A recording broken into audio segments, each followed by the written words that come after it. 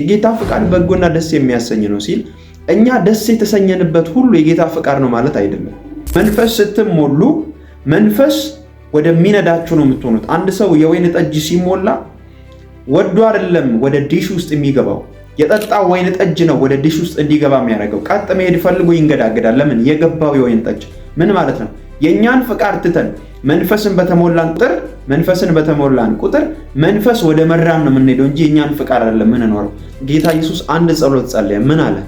ይችን ጽዋ ከኔ ውሰድ። ምክንያቱም የዓለምን ኃጢአት ሁሉ ሊሸከም ነው፣ የዓለምን ሁሉ በደል ሊሸከም ነው እና ጊዜው ስለደረሰ ወደ መስቀል የሚሄድበት ጊዜ ስለደረሰ እየጸለየ ይችን ጽዋ ከኔ ውሰድ አለና፣ ነገር ግን ያንተ ፍቃድ ይሁን ብሎ ይጸልይ ነበር ይላል። የአብን ፍቃድ ለማድረግ ፔን አለው። ይሄ የተገለጠ የእግዚአብሔር ፍቃድ ያለበት መጽሐፍ ቅዱስ የተገለጠ የእግዚአብሔር ፍቃድ ያለበት። ሎጥን ካያችሁ ለምለም መሬት አይቶ ነው ከአብርሃም ጋር ምርጫ የፈለገውና ሰዶምን ነበር በጊዜው ለምለም ስለምትመስል የመረጠው። ሰዶም ግን ነገ የምትጠፋ ከተማ ነበረች። ስለዚህ በእያንዳንዱ ነገር ውስጥ ነገሩ ለምለም ስለሆነ ብቻ ሳይሆን የጌታ ፍቃድ አለበት ወይ ማለት አለባችሁ። በዛ ስፍራ እግዚአብሔር ደስተኛ ሆነ ወይ ማለት አለባችሁ። ደስተኛ ነው ወይ በማደርገው ነገር የጌታ ፍቃድ አለበት ወይ ማለት አለባችሁ ማለት ነው። ስለዚህ ዝም ብላችሁ መነዳት የለባችሁ። በመንፈስ የምንነዳንን፣ በመንፈስ የምንመራንን። ስለዚህ የጌታን ፍቃድ ለማወቅ በእያንዳንዱ ጉዳይ ላይ መወሰን አለብን ማለት ነው። ሰላም የተወደዳችሁ የእግዚአብሔር ቤተሰቦች በያላችሁበት ስፍራ ጸጋና ሰላም ይብዛላችሁ። ዛሬ እጅግ በጣም በምትባረኩበት መልእክት ወደ እናንተ መጥቻለሁ። የብዙ ሰው ጥያቄ የሆነውን ትምህርት ነው ዛሬ ይዤ የመጣሁት። የጌታን ፈቃድ እንዴት ማወቅ ይቻላል የሚል ነው። እንግዲህ በእያንዳንዱ ጉዳያችን ላይ የጌታን ፈቃድ ማወቅን የማይፈልግ ሰው የለም በዚህ ምድር ላይ። የእግዚአብሔርን ፈቃድ ለማድረግ ሁላችን እንፈልጋለን። ነገር ግን የእግዚአብሔር ፈቃድ መልኩ ምን ይመስላል፣ ስለ እግዚአብሔር ፈቃድ ደግሞ የእግዚአብሔር ቃል ምን ይላል የሚለውን በጥቂቱ አስተምራችኋለሁ። ለዚህ ዩቲዩብ ቻናል አዲስ የሆናችሁ በጸሎቴ በማስተምረው ትምህርት የተባረካችሁ ሰዎች ሌላ ቀን ሳብስክራይብ ማለታችሁ ስለማይቀር ፕሊዝ ሳብስክራይብ በሉ። አብዛኛው የሚመለከተው ሳብስክራይብ ያለው ፐርሰን ስለሆነ ስለምትባረኩበት በመለቀው ትምህርት ሳብስክራይብ ማለት እንዳትረሱ። ቀጥታ ወደ ትምህርቱ ልሂድ። የጌታን ፈቃድ እዚህ ምድር ላይ ማወቅን የማይፈልግ ማንም የለም። እንደምታውቁት መጽሐፍ ቅዱስ ኤፌሶን 5 ቁጥር 17 ላይ እንደ ክርስቲያን የጌታን ፈቃድ እንድናውቅ ተጽፎልናል። ማለትም በእያንዳንዱ ነገሮቻችን ላይ የጌታ ፈቃድ ነው ወይስ አይደለም የሚለውን እንድናውቅ መጽሐፍ ቅዱስ ተጽፎልናል፣ በመጽሐፍ ቅዱስ ተቀምጦልናል። ኤፌሶን 5:17 ላይ የጌታ ፈቃድ ምን እንደሆነ አስተውሉ እንጂ ሞኞች አትሁኑ። ማለትም ስለ ምልልስ እያወራ ነው ይህን የተናገረው። የጌታ ፈቃድ ምን እንደሆነ አስተውሉ እንጂ ሞኞች አትሁኑ። ክርስቲያኖች እንዲሁ በዘፈቀደ የሚመላለሱ ሳይሆን ጌታ አለን፣ ራስ አለን፣ ከክርስቶስ የሚመጣውን ለማድረግ ባሪያ ነን ለጌታ። ስለዚህ የጌታን ፈቃድ ለማድረግ እየተጠራንን እንጂ የእኛን ፍላጎት ለማድረግ እየተጠራን አይደለም።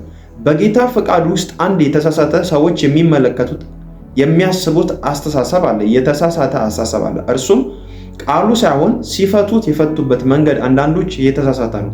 ሮሜ 12 ላይ የጌታ ፈቃድ በጎና ደስ የሚያሰኝ ተብሎ ስለተጻፈ ብዙ ሰዎች የጌታ ፈቃድ ደስ የሚያሰኝ ብቻ እንደሆነ ያስባሉ። መጽሐፍ ቅዱስ ግን እንደዛ አይደለም የሚያስተምረን። የጌታ ፈቃድ በጎና ደስ የሚያሰኝ ነው ሲል እኛ ደስ የተሰኘንበት ሁሉ የጌታ ፈቃድ ነው ማለት አይደለም። እያወራ ያለው ጌታችንን ኢየሱስ ክርስቶስን የሚያስደስት እግዚአብሔርን ደስ የሚያሰኝ ሕያው የሆነ መስዋዕት ከሆነ ማለትም ከራስ የሚመጣ ደስታ ከእግዚአብሔር ዘንድ ተቀባይነት ያለው የእግዚአብሔር ፈቃድ የሆነውን እያለ እንጂ እኛ የተደሰትንበት ሁሉ የእግዚአብሔር ፈቃድ ነው ማለት በፍጹም አይደለም። በጣም እንድትጠነቀቁ ማስተምራችሁ የጌታ ፈቃድ የሚመስሉ ደስ የምትሰኙበት ነገር ግን የጌታ ፈቃድ ያልሆኑ ነገሮች ብዙ ናቸው። ደስ የተሰኛችሁበት ነገር ሁሉ የጌታ ፈቃድ ነው ማለት አይደለም። ስለዚህ በጎና ደስ የሚያሰኝ ነው የጌታ ፈቃድ ሲላችሁ ኮምፈርት የማይሰማ ታዲያ የእግዚአብሔር ፈቃድ ነው ወይ ልትሉ ትችላላችሁ። በደንብ እንድትሰሙ ይፈልጋሉ። አንዳንድ የእግዚአብሔር ፈቃዶችና መንገዶች ፔን አላቸው። እናንተ ላትደስቱበት ትችላላችሁ። የመጀመሪያውን ነገር ከጌታችን ከኢየሱስ ክርስቶስ ልነሳላችሁ። ጌቴሰማኒ ላይ ጌታ ኢየሱስ ክርስቶስ አንድ ጸሎት ጸለየ። ምን አለ? ይችን ጽዋ ከኔ ውሰድ። ምክንያቱም የዓለምን ኃጢአት ሁሉ ሊሸከም ነው፣ የዓለምን ሁሉ በደል ሊሸከም ነው እና ጊዜው ስለደረሰ ወደ መስቀል የሚሄድበት ጊዜ ስለደረሰ እየጸለየ ይችን ጽዋ ከኔ ውሰዳልና ነገር ግን ያንተ ፍቃድ ይሁን ብሎ ይጸልይ ነበር ይላል። የአብን ፍቃድ ለማድረግ ፔን አለው። የዓለምን ኃጢአት ሊቀበል ነው፣ ወደ ሞት እየተነዳ። ስለዚህ አንዳንድ መንገዶች የጌታ ፍቃድ ናቸው፣ ላንደሰትበት እንችላለን፣ ፔን አለው። ስለዚህ ደስ የተሰኘንበት ሁሉ የእግዚአብሔር ፍቃድ ነው ማለት አይደለም። ምክንያቱም ጌታ ኢየሱስ የዓለምን ኃጢአት ሊቀበል ሲል ይችን ጽዋ ከኔ ውሰድ ብሎ ጸልዮ ነገር ግን ያንተ ፍቃድ ይሁን እያለ ያንተ ፍቃድ ይሁን እያለ ይጸልይ ነበር። ምክንያቱም ግን የሚሄደው ወዴት ነው ካላችሁ ወደ ሞት ነው። መጽሐፍ ቅዱስ ላይ ዮሴፍን ካያችሁ ዮሴፍ ወንድሞቹ ሸጠውታል፣ ለአባቱ ደግሞ ሞቷል ብለው ተናግረዋል። ለአባታቸው ሞቷል ብለው ተናግረዋል። በአውሬ እንደተበላ ሞቷል ብለው ተናግረዋል። ነገር ግን የሄደበትን መንገድ ስታዩ ፔን አለው። በገዛ ወንድሞቹ ተሽጧል። በንጉሱ ሚስት ተከሶ በሐሰት ተከሶ ወደ ወይን ወርዷል። ነገር ግን በእያንዳንዱ ሞመንት መጽሐፍ ቅዱስ ሲናገር እግዚአብሔርም ከዮሴፍ ጋር ነበር ይላል። እየታሰረ እግዚአብሔር ከዮሴፍ ጋር ነበር። እንዴት አብሮ ካለ ለምን ነፃ አላወጣውም ልትሉ ትችላላችሁ። አንዳንድ መንገዶች የእግዚአብሔር ፈቃድ ናቸው፣ ግን ፔን አላቸው። ለዛ ነው ወደ ግብፅ ስንዴ ፍለጋ ሲመጡ ወንድሞቹ አንድ ነገር ተናገረ። እናንተ አይደላችሁም እግዚአብሔር ነው ወደዚህ የላከኛል። አያችሁ፣ የመጣበት መንገድ ምን አለው? ግን ፔን አለው። በመሸጥ ውስጥ፣ በመከዳት ውስጥ፣ በመዋሸት ውስጥ ነው የመጣው። ነገር ግን የእግዚአብሔር ፍቃድ ያለበት ነው። ስለዚህ ደስ የተሰኘንበት ሁሉ የጌታ ፍቃድ ነው ማለት አይደለም ቅዱሳን። ስለዚህ አንዳንድ መንገዶች እየሄድንበት ያለናቸው መንገዶች በጣም ተስፋ የሚያስቆርጡ መንገዶች ሊሆኑ ይችላሉ። ነገር ግን የእግዚአብሔር ፍቃድ አለበት ወይ የለበትም ብላችሁ ማሰብ አለባችሁ። ይህን ስል በአጋንንት አታች እየተደረጋችሁ ያላችሁበትን የህይወት ስርዓት እያወራው አይደለም።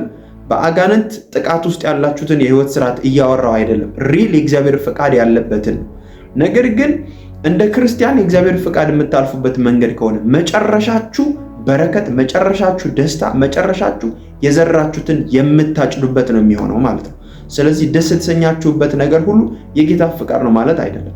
አንዳንድ ጊዜ ላይፍ ላይ የሚመጣውን የእግዚአብሔርን ነገር ላይፍ ላይ ብዙ ነገሮችን የጌታን ፍቃድ ማወቅ እፈልጋለሁ። የሚመጡ ነገሮችን ስለ ስራችሁ፣ ስለ ንግዳችሁ፣ ስለ እያንዳንዱ እንቅስቃሴያችሁ የጌታን ፍቃድ እንዴት ማወቅ ትችላላችሁ? ብዙ ሰው ዋጋ እየከፈለ ያለው እንደ ጌታ ፍቃድ ሳይሆን እንደ ሞኞች የህይወት ስርዓት ስለሚመላለስ ዋጋ ይከፍላል ማለት ነው። ስለዚህ ጌታ ሆይ ምን ትላለህ በሉት። አስገቡት ትዳራችሁ ውስጥ፣ አስገቡት ትምህርታችሁ ውስጥ፣ አስገቡት አገልግሎታችሁ ውስጥ። ኢየሱስ ሁሉን ስፍራ መቆጣጠር ይፈልጋል።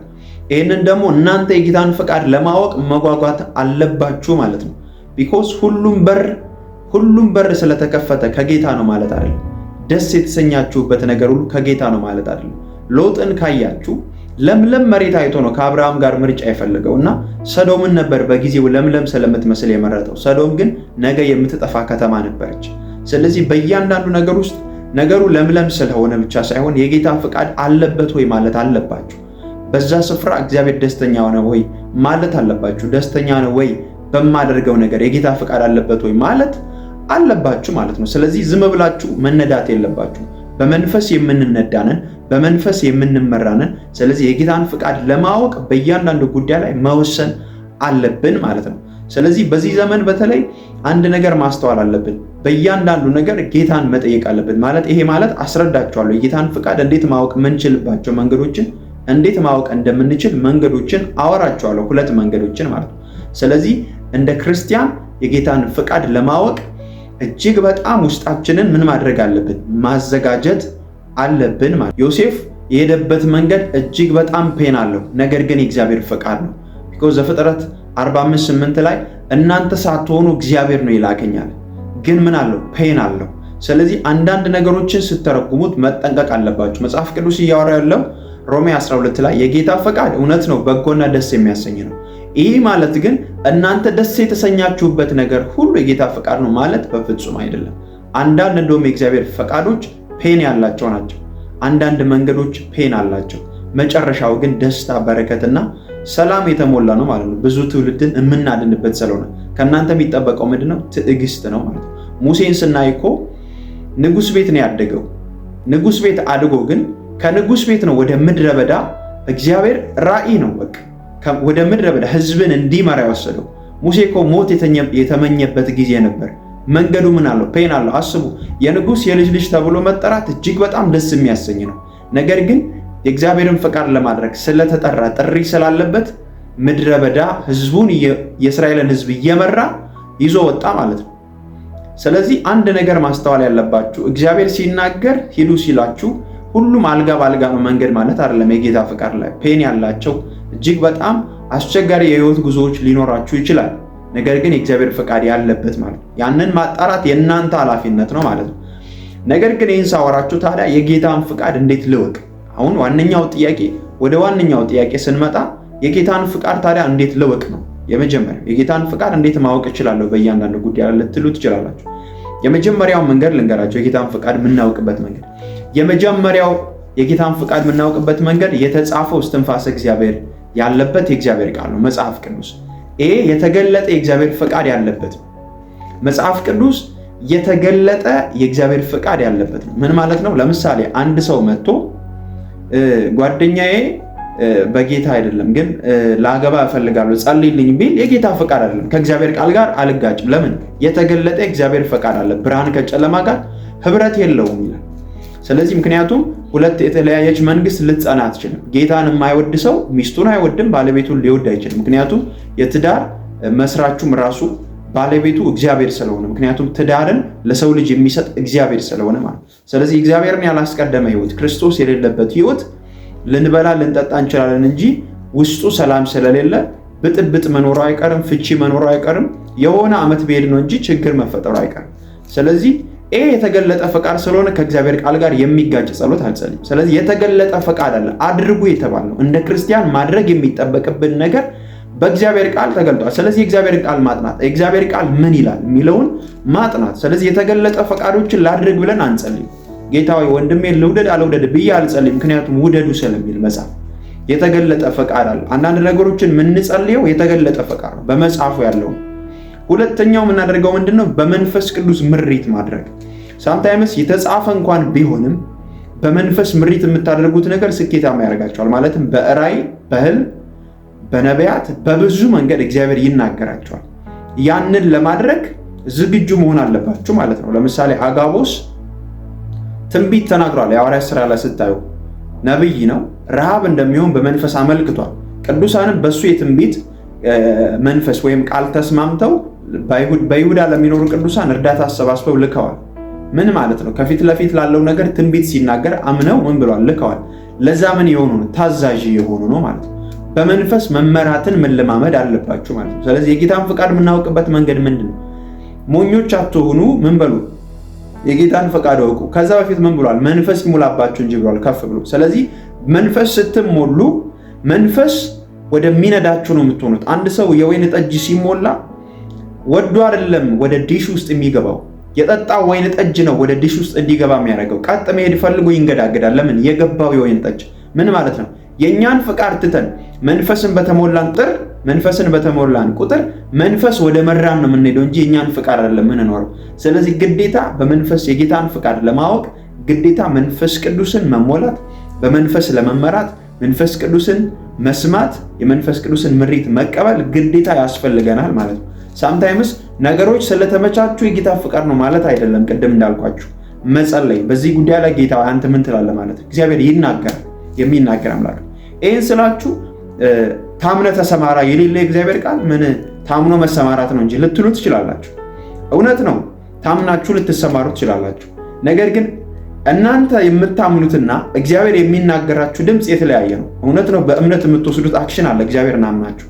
ነገር ግን በድምፅ ሲሆን ስኬታማ ትሆናላችሁ። እግዚአብሔር ተናግሮ ከሆነ ከእግዚአብሔር ጋር ምን ማለት ትችላላችሁ? መወራረድ ትችላላችሁ።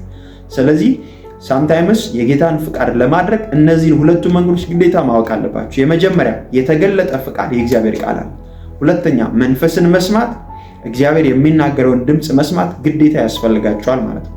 ይህንን ካላደረጋችሁ በራሳችሁ የምትወስኑት ውሳኔ ዋጋ ሊያስከፍላችሁ ይችላል ማለት ነው። ስለዚህ የእግዚአብሔርን ቃል አጥኑ፣ የእግዚአብሔርን መንፈስ ደግሞ ለመስማት ራሳችሁን አዘጋጁ ማለት ነው። በሚቀጥለው በምትባረኩት መልእክት እመጣለሁ።